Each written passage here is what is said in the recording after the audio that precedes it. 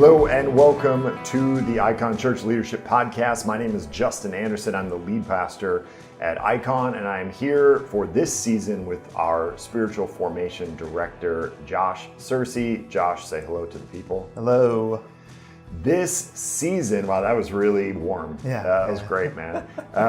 This season, we are talking about mental and emotional health and how that affects our leadership. And so our kind of one-liner for this season is that we want to look at who God is and how he can make us mentally and emotionally whole, giving us the space to become the leaders we've always wanted to be.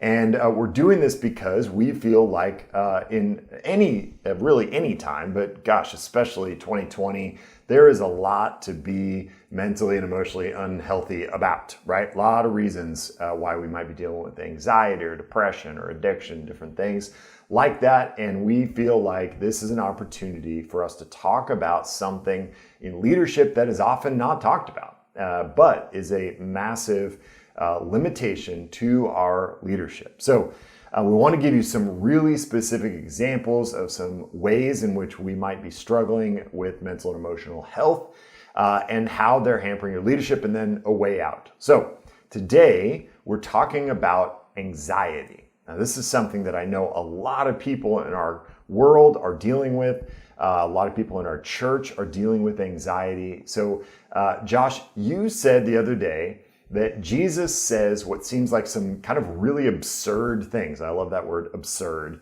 But that Jesus said some absurd things when it comes to anxiety. What is it that Jesus said, and why are you calling him absurd? Right. So I'm saying it seems absurd. Let's clarify that. Okay. We'll get there. That's better. So in Matthew 6 is kind of the classic anxiety text that Christians go to. And in it, Jesus is pointing to creation, pointing to birds of the air and flowers of the field, and using those as examples for why we shouldn't be anxious. But he's saying that we shouldn't be concerned with our next meal. We shouldn't be concerned with our what we're going to wear, how we're going to be sheltered. And on its face, it seems absurd. Like, what type of society could function without a concern for where its next meal is going to come? What type of organization could really flourish without a concern for how it's going to pay its employees or whatever it may be? And so it seems absurd on its face that Jesus would say, don't be anxious about this kind of stuff. Don't be concerned about this. Don't let this rule you. Even as he says later in Matthew 6 that, today has enough trouble, leave tomorrow's trouble to tomorrow. And all of it just seems absurd. And I think there's a unique quote unquote absurdity to this when it comes to leadership, because we have so many reasons to be anxious. When you put on your leadership hat, you are not only anxious about things in your personal life, but now you take on the responsibility of other people. One of the core pieces of leadership, you are taking responsibility for other people's flourishing or good or whatever it may be. And that comes with it some really unique anxieties, like I said, about whether you're running the organization, how am I going to pay these employees? If you're leading a community group, then you're wondering, how can I get to these people in such a way that they feel encouraged? How can I create an environment where people feel safe to come in? And so because you're taking on more things as you step into leadership, there are more opportunities for anxiety. And so on its face, it seems like what Jesus is saying here is absurd. It's not a good leadership principle, at least to us. Yeah. And we can talk about why it is here later, but it seems absurd on its face. Sure. Yeah. And Jesus is talking about what you're going to eat and where you're going to sleep and what you're going to wear. Paul takes it a step further in Philippians, right? It says, do not be anxious about anything. Right. Yeah. So that's another a word for bar. absurd. Yeah. What's worse? Don't be anxious about anything. Okay. So before we get into this and understand what it is that Jesus and Paul are telling us not to be, let's talk about what it is. What is anxiety first? And then how does anxiety specifically affect our leadership? Right. So the way that I want to define it is, one of my favorite authors, John Webster. What John Webster is to me is what C.S. Lewis is to Justin Anderson. Demigod. Yeah, okay. Exactly. Idol. And so the way that John Webster framed it is that anxiety is the dark shadow of our uniquely human capacity to hope. Ooh, say that again. Anxiety is the dark shadow of our uniquely human capacity to hope. So as human beings, we have this capacity within us to look into the future and feel as though there's more to come. We have the capacity to hope, to look into the future and see flourishing and see benefit and see growth and progress. But living in a fallen world and being human beings who are in the image of God and so therefore have that capacity to hope, we're also broken. And so we have this dark shadow that instead of looking into the future and seeing benefit, progress, growth, we see dread. It's peering into the future in the same way that hope does, but coming up with a much, much, much different result. So how does this affect our leadership? Right. So the way that this affects our leadership is by killing vision. And so one of the core pieces of being a leader is being able to set vision, whether that's for something smaller as a community group or for an organization. You have to have some idea of where this thing needs to go. You have to have some vision about what do you want it to look like in the future. And anxiety is going to kill vision directly, because anxiety, it's that dark shadow of hope and everything. Basically what it is at its core is we are dress rehearsing failure. And what I mean by that is, in theater, you have these dress rehearsals and you're going through the motions, but it's not really the show. And so the same thing with anxiety, that we are going through like we're dress rehearsing failure because we think we have to get ready for the unfaithfulness of God. We're saying something false about God. And so the way that it kills vision is we're going to be constantly pessimistic about the future, but also if we're dress rehearsing failure in our anxiety, then we can never escape what we could call just the control of the moment or the tyranny of the immediate. And so we can't move forward to a vision that moves us forward. We're stuck spinning our wheels and trying to see what we can do right now to prevent what we think is the inevitable tragedy, the inevitable disaster or failure that's down the road that we're perceiving in our anxiety. So we're just stuck in the moment and we're not really doing things to move things forward. We're constantly stuck in this tyranny of the moment. Yeah. And it seems like anxiety is uniquely tied to the future. Yep. Right? It's, we might be anxious about things that happened in the past, but it's really their effect on our future that causes the anxiety in us. And so it is a uniquely kind of future-oriented piece of our unhealth, right? Does that seem fair? So it does feel like that it can lock us up in significant ways, kind of make us unable or unwilling to lead out into the future because of the unknown nature of it. And that, it's unknown at best, but probably not going to be good. Right. Like that's the fundamental presumption of anxiety, that whatever the future holds, it's going to be bad, it's going to be painful, it's not going to go well, and it's all up to me. Right? It's all on me, and what's all on me is all negative. Right? So I love this idea, this illustration of dress rehearsing failure, because often when I talk to people who deal with anxiety, it's this mental game. Right? And you're running scenarios over and over and over in your head, and they're all kind of worst case scenarios. And you're not running worst case scenarios because you want to be prepared. It's not like, well, let's be prepared for the worst just in case and, want to be good Boy Scouts. Right. This is what's going to happen. And so we just get stuck in this cycle of the bad outcomes that we think are likely to happen in the future. So, all right. So then what is the antidote to anxiety? Yeah. So if we're going to look at God in order to grow in being mentally and emotionally whole, for anxiety, we need to look at a God who is categorically and consistently faithful. So God is faithful. What does that mean? How can we define God's faithfulness? So I have this kind of definition here. God's faithfulness is his commitment to creation's flourishing, expressed through the insertion of his kingdom into this world through the person of Jesus Christ. So what that means. Say it again. Yeah. So God's faithfulness is his commitment to creation's flourishing that is expressed through the insertion of his kingdom into this world through the person of Jesus Christ. So what that means and this kind of goes back to that text in Matthew 6 where we can see, okay, this isn't absurd. Jesus is consistently in that text using the language of kingdom, that there's something new, there's some new ruling, there's some new reality that has come into the world by the sheer fact of himself.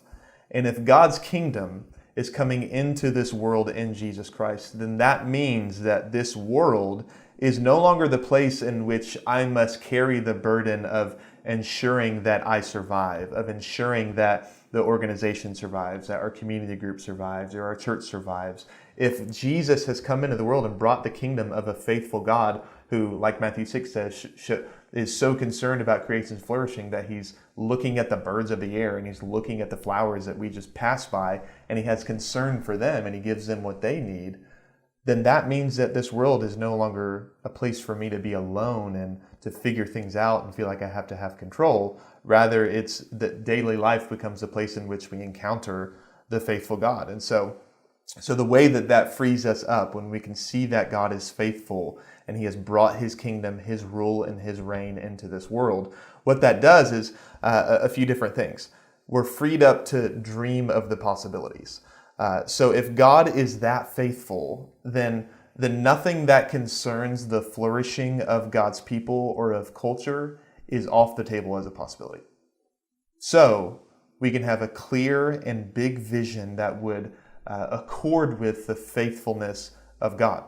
If our organization is moving forward the cultural mandate that God put forth in Genesis 1, if our church is moving forward the Great Commission that Jesus put forward in Matthew 28, those are things that God is committed to. And so because of that, we can rely that he's going to be faithful to come through. It might not mean we have success in every way. It probably doesn't. But it does mean that we're free to dream of the possibilities. And so what if he doesn't come through in the way that we think? Well, with a God who is faithful, we're freed up to acknowledge that failure is a possible outcome without that option dominating us and paralyzing us. Yeah, let's pause on that for a second, because I think that's important, right? Yeah. The faithfulness of God is not a promise of our personal success. Right? Yep. So we can look out into the future and have vision for what the future is, and it may not come to pass. Yeah. Right? Like we envision, even if we, rally and overcome our anxiety and go, yeah, I can have hope for the future and positive vision, and I'm going to name it and have this specific goal or whatever. And we might not hit that, right? God's faithfulness doesn't promise our personal understanding of success or our personal goals, right? So then, how do we think about God's faithfulness then in the potentiality of failure, and how does that not crush us, I guess? Right. So what we have to think about, if God is faithful, then that means that my failure is not going to undo or disturb his commitment to his creation, his commitment to his people. And so that means that, if I have a vision for a community group or for a church that eventually doesn't come true or even falls flat on its face, that means that that's not the end of the story. That if God is faithful, then that means that he is working all things together for his purposes, for his designs for creation, and he's going to be faithful to carry that out. So I can look at failure, I can think about failure, and it no longer becomes this death of us that it feels like, but rather it becomes the realm in which we can see that God can redeem any situation, even failure when we fall flat on our face. And so if God is doing what he says he's doing in the Bible, that he's bending the arc of history to land at the glory of Jesus Christ, at the renewal of the heavens and the earth, and we will be with him forever, then we can trust that the little blips of failure on that arc are somehow, because he is powerful, because he is faithful, a integral part of that arc to bend for our good. And so if he's faithful, we really don't have to worry, because he's working it together. Nothing's outside of his plan. Yeah. So I want to really quickly parse out that word faithful, because as you talk, it seems like it has two pretty critical elements, and these might provide us with some, kind of handholds going forward. One is that God's faithfulness implies his power, right? His sovereignty, right? So you could have a God who is faithful in the sense that he's never going to leave us, but he's impotent, right? Can't do anything. So it's like, sure, he's with me while everything's going to hell. Right. He has no power to overcome that. So when the Bible talks about God's faithfulness, there's an implicit understanding of his strength, right? Which means that the future is not on us. Yeah. A lot of what we think about our anxiety in the future is because it depends on us in some way, right? Like we've got to bring it about. Totally. So if it doesn't happen, that's crushing because it revealed our weakness or exposed our weakness. But then the other half of that faithfulness is God's goodness, right? So that's him bending the arc of history to the good is both he's powerful enough to bend the arc of history and that arc is bending towards the good. Yeah. So those twin ideas kind of married together become God's faithfulness, and that we can cling to. Right. Right? Right. Okay, so what are some takeaways, some actions when we are say that this is an issue that has really hit close to home for us. We deal with anxiety. When we feel the anxiety rising in us, what do? How do we combat that? Yeah. So the first thing I would say, and this kind of goes back to what you were just saying, if God is that way, if he is good, if he is powerful, then that means that it's good that he has control. And so I think a good action item for us is to go forward and see why we desire control. Like everyone talks about, with anxiety, oh, well, you don't really have control anyways. And so it's really unhelpful because what is the point of admitting that I don't have control if I still want it? If I still think that I should have it? But if God is that way that we've been talking about, then that means it's actually good that he has control. And so the first action item is to check your desires. Why do you want control? You don't have it. That's why you're spinning. Everyone knows we don't have control. 2020 has shown that unequivocally. But why do you still want it? And why is it good that God would be the one who has control? Yeah, there's like an implicit arrogance in that, right? Totally. That I should have control. Yeah. There's nothing about the decisions I make in any given day that suggests I should be in control, really, of anything. Yeah, right? Exactly. Like my children are at great risk every day because I am their father. So to think that I should be sovereign over my own universe or over the universe is not only arrogant, but not just the data doesn't bear that out, that would be a good idea. Yeah. So trust the data. Yeah, exactly. Yeah. What else? So after that, I would say examine your vision. Is it plagued by anxiety? Is the vision that you have for your community group as you look into the future, is it being paralyzed by anxiety? Are you unable to dream? Are you unable to process the possibility of failure? And if you are, then, like we talked about, go back to that idea of God in control and his faithfulness. But first you really got to examine, have I unknowingly put into how I view the future of this organization or community group or church?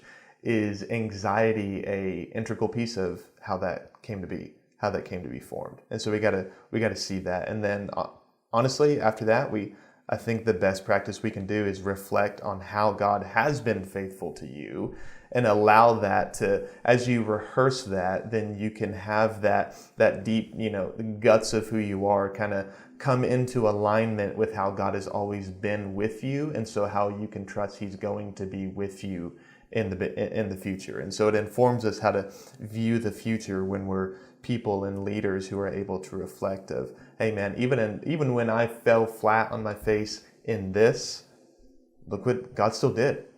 So why do I believe that's not going to happen again, if I do fail? So yeah, it's great. Good. Okay, Josh, what are we talking about next week? Next week, we are talking about shame and the grace of God. Shame and the grace of God. So each week we will tackle one of these kind of mental health issues. I hope this was helpful to you. Encourage you to share this with folks who you think could be benefited by it. Again, we're working through these issues of shame and anxiety and addiction and depression and others. So pay attention to this series. Get this podcast wherever you got this one. Spotify, Apple, any place you get your podcasts. Also at iconchurch.org. Thank you for joining us, and we will see you next week.